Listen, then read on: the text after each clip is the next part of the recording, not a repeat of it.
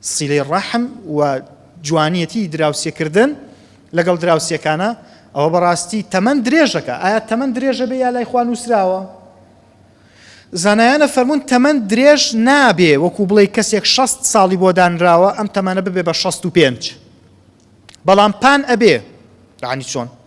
یعنی کەسێک هەیە فەرەضەن نمونە بۆ بە دوو کەس بێنینەوە، کەسێک تەمەنی 25 ساڵە، کەسێکی کەشمان هەیە هەر تەمەنی 25 ساڵە.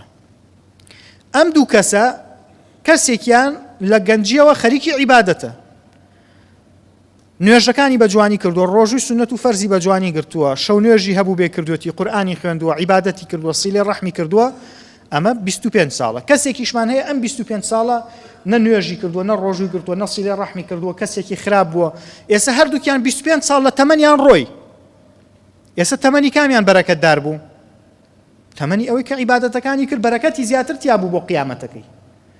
بۆیە سیلەی ڕەحم تەمەنە پانەکە، واو لێکە بەرەکەتدارتەکە. یعنی تۆ کەسێکی بەرەکەتدارە بی، دەست بۆ هەرچیە بە بەدەستەوە. ئەمە مانای تەمەن درێژی ئەوەیە.